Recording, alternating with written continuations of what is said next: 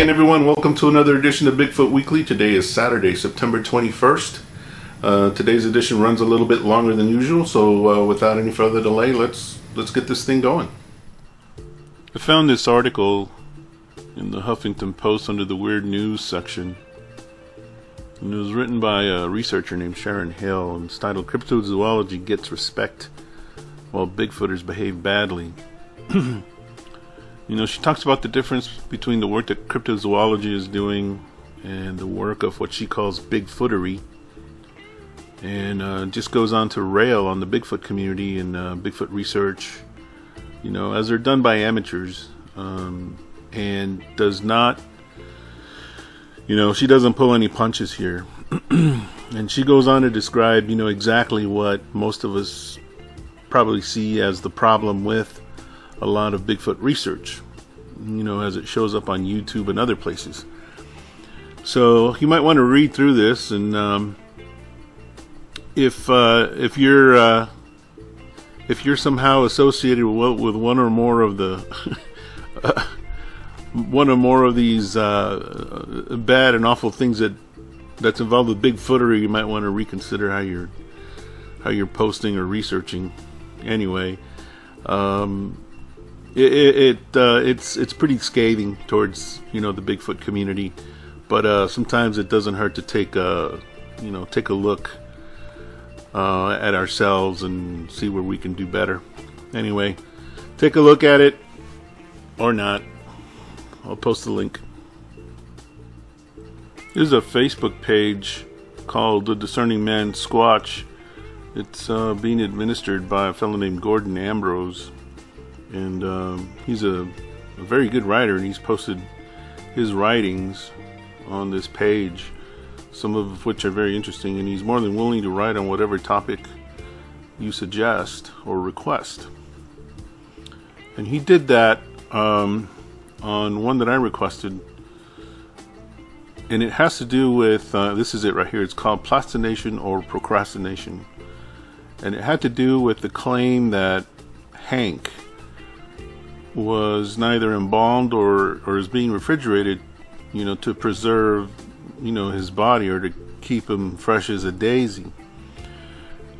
I posted or I had a small clip in one of my videos a few weeks ago regarding this, and there was a subscriber named Fancy Book Learning who replied he's a mortician, and said the only other method he knew of was a method called plastination, in order to preserve a body without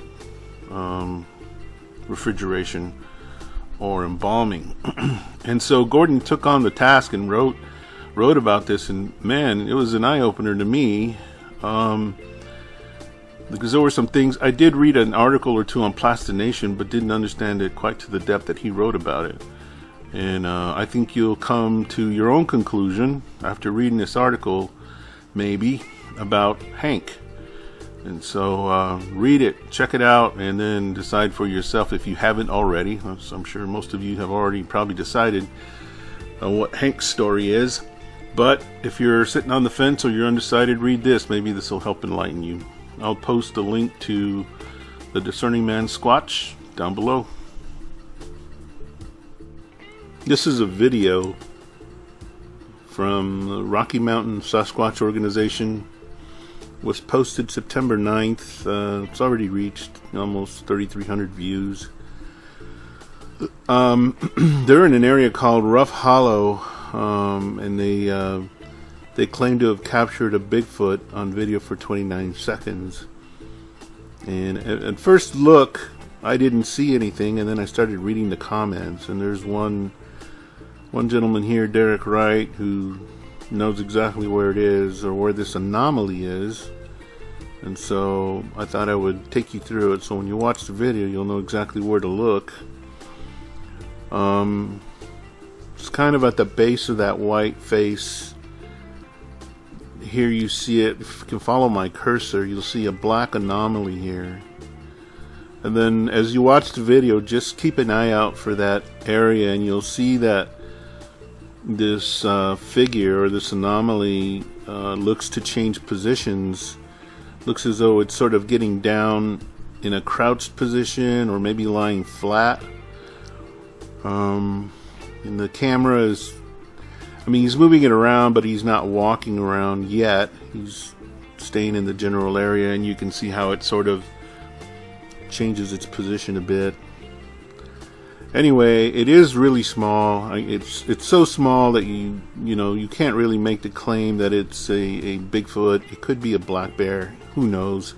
But it is an anomaly, and it does change positions, or it appears to anyway.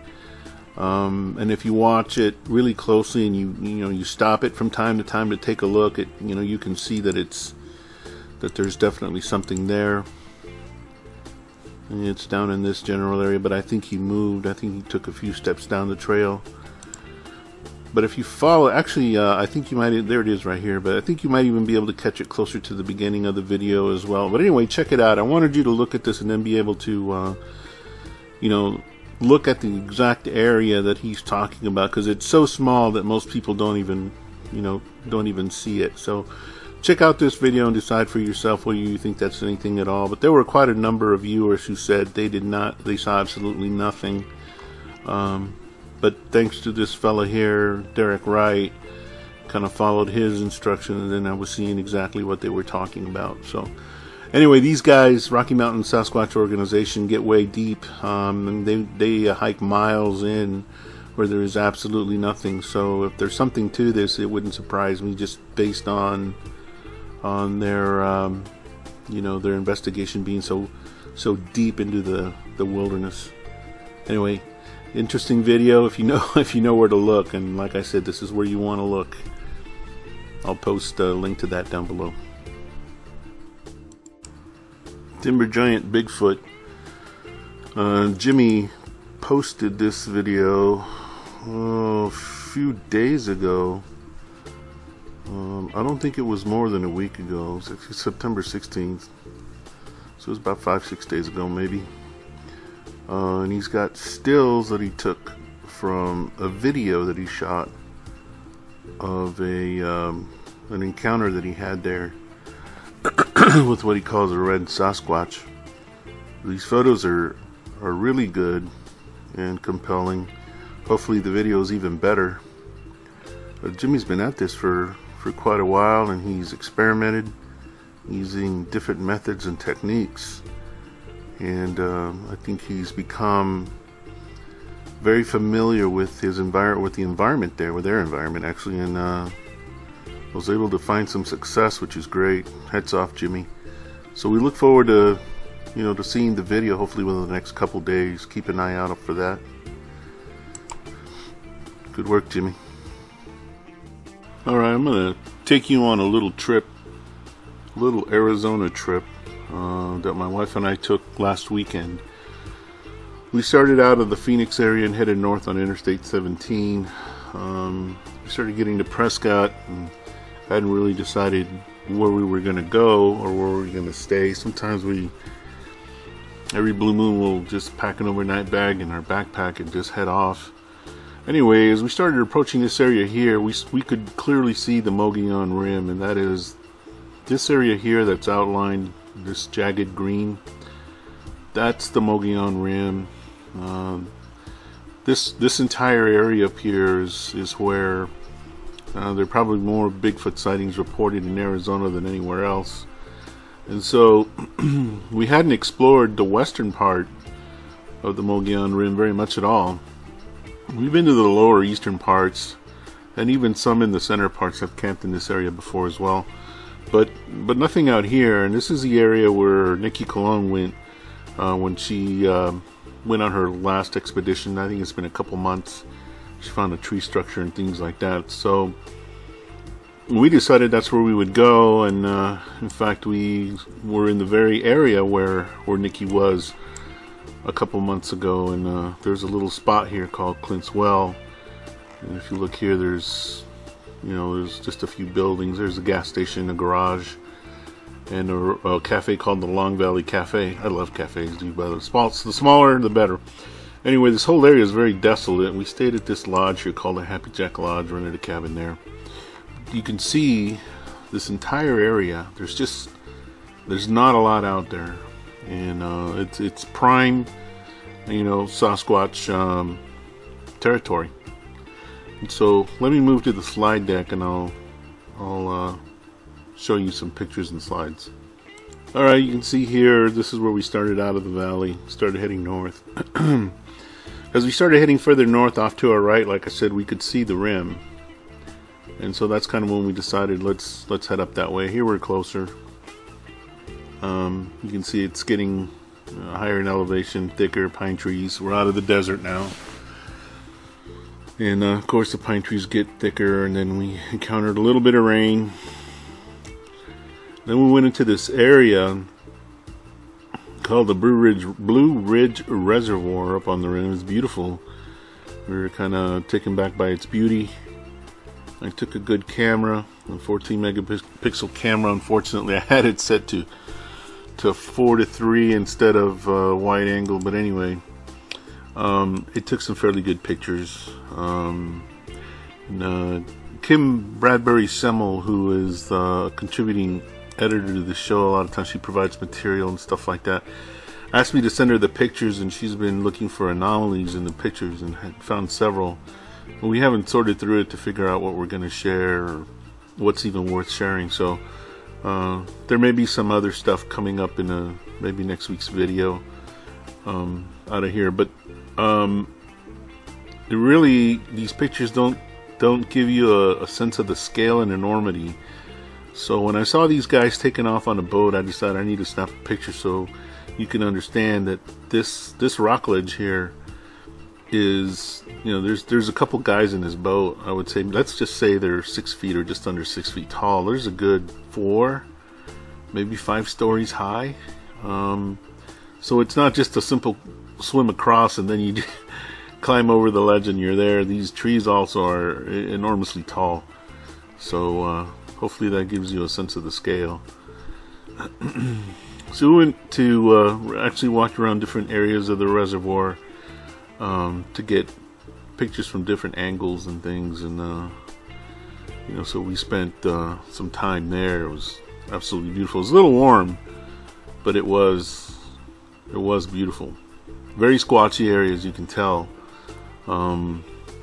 There's you know, I just couldn't imagine that the steep part of this mountain didn't have some squatch habitat in it, because no one's going to come at them from the water, and as long as they're, you know, protecting the top, no one can bother them there.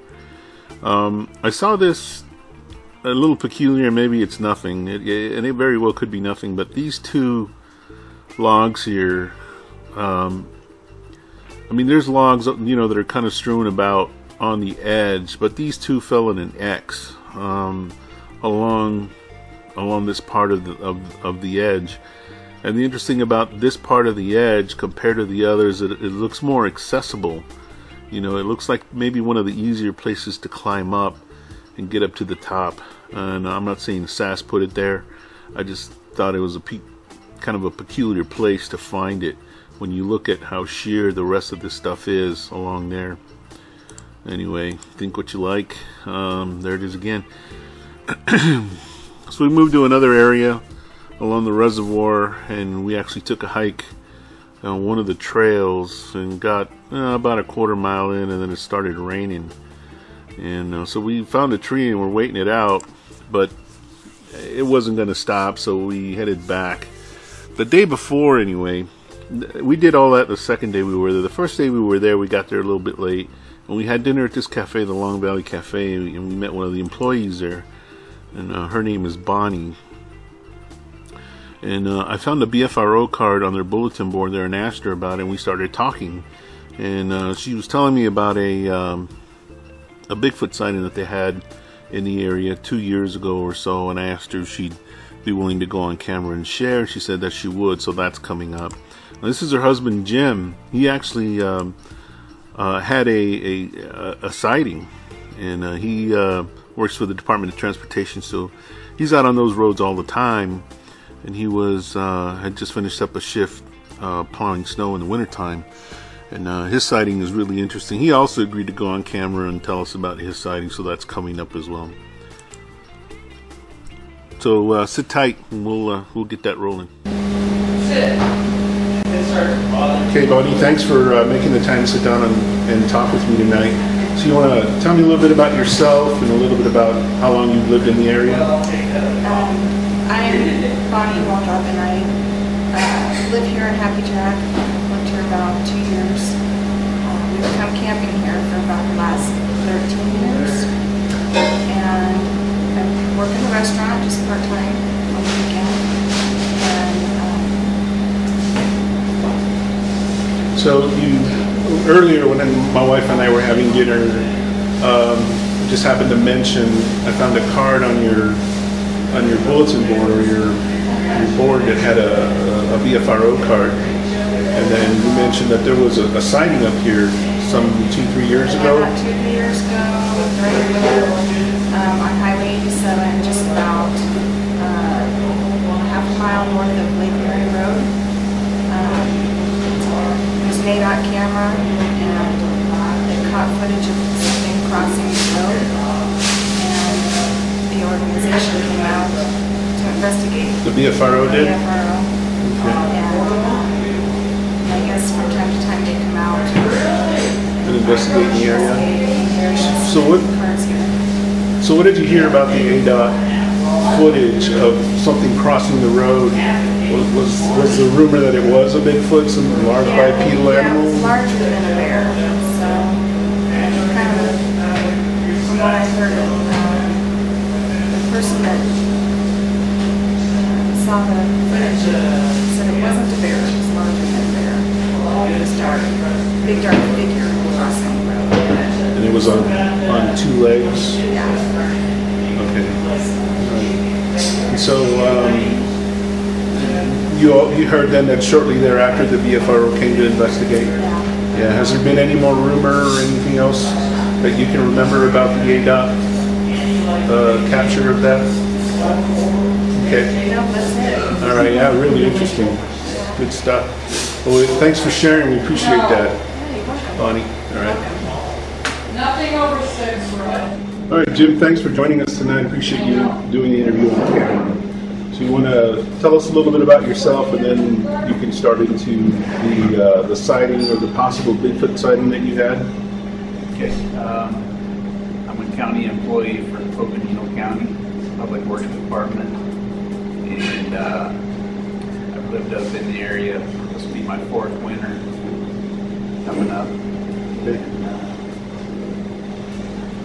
Just shortly after snow shift. 2 winters ago, I was coming down. So, what is snow shift? I plow snow for the county. Oh, okay. All right. And I was coming down to the Long Valley store to get fuel. And as I was coming down Little Springs, through Little Springs off of Highway 87, my lights caught something that I couldn't describe, exactly what it was, other than it was not an elk, was not a deer, and was not a bear. Okay, what time of night did you say this was? Probably 7:30, 8 o'clock. Okay, and you say it was in the middle of winter, there was snow on the ground? There was 2 or 3 inches of snow on the ground. 2 or 3 inches, Yeah. all right. So what you saw, how would you describe it? It was something standing upright. It was on the other side of a guardrail, as if waiting to cross over. My lights hit it. By the time I got down to turn around and come back, it was already gone. All right, and how tall would you say it was? 7 feet. About 7 feet or so? Yeah, when I estimated above the guardrail, it was about 7 feet. Okay, was it on 2 legs or 4 legs or? I know it wasn't 4 legs. I just, it appeared to be 2-legged, like an upright figure. All right, and what color would you say it was? Kind of a reddish, and more of a reddish brown tan. Could you make out any limbs? Were there arms? No, not the legs? not the angle that it was standing. Mm-hmm. Could you tell roughly? Was it thin, wide? It was wide bodied. Okay. Wide at the shoulders. It had the shape of a man. It wasn't a man. I don't know what it was, but I know what it wasn't. All right. So did you do any? Did you go back the next day? Or Yeah, did you I went pass back the next day in the daylight and never saw any tracks, but the snow had started to melt, and so there was gravel where it was standing. Never saw anything to it, you know. But there was no elk tracks, no deer tracks either. Yeah. Okay. Now, some might think maybe you saw a bear. Well, What's your take on that? I've seen bear and I've seen deer. I've seen elk. I see them quite often. And so this was out of the ordinary. This is something that I've never seen. Yeah. And so, how many miles up the road is it from the cafe? It's probably 7 miles. About 7 miles up the road. All right. It's fascinating. I appreciate you taking the time to tell us your story. All right. All right. Thank you very much, Jim.